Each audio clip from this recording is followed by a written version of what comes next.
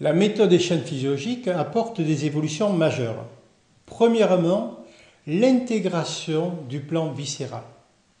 C'est la première fois qu'on propose un programme méthodique informatisable qui relie les influences viscérales au jeu dynamique des chaînes musculaires.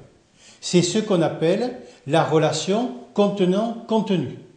Comment voulez-vous concevoir, analyser, comprendre des kyphoses, comprendre des scolioses, comprendre des déformations de thorax, comprendre des déformations de genoux, si vous n'avez pas envisagé l'influence profonde, l'influence sournoise du plan viscéral.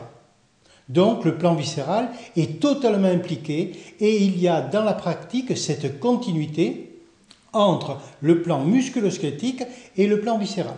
C'est ce qu'on appelle la relation contenant-contenu. Cette relation contenant-contenu s'applique également au niveau du crâne. C'est-à-dire que le crâne est inclus dans le fonctionnement du corps. Les chaînes musculaires, les chaînes viscérales, la chaîne neurovasculaire remontent au niveau du crâne et le crâne est une zone de transit par rapport à l'organisation des chaînes physiologiques. On ne peut pas avoir un bon équilibre vertébral sans avoir une bonne base, un bon équilibre de la base du crâne. On ne peut pas avoir un bon équilibre général s'il n'y a pas une bonne occlusion, une bonne équilibration au niveau de la vue, une bonne équilibration au niveau des oreilles.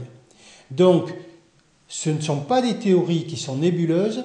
À nouveau, on se base sur l'anatomie et on montre de façon concrète comment et pourquoi on va intégrer le crâne dans le traitement global, comment on va intégrer les viscères dans un traitement global. Le corps humain, en réalité, est réellement un jeu vidéo. C'est un jeu, on va jouer avec, mais sérieusement. Comme tout jeu vidéo, il s'appuie sur un programme informatique extrêmement rigoureux, voire même mathématique. Et ce n'est pas une contradiction. Dans l'organisation du corps humain, il y a cette rigueur, cette mathématique, et à partir du moment où on fait fonctionner les influences des chaînes, qui peuvent modifier la marionnette qu'on est, qui peuvent modifier les inclinaisons, qui peuvent la déformer, on va pouvoir tutoyer le corps, on va pouvoir lire la déformation et comprendre ce qui se cache derrière la déformation.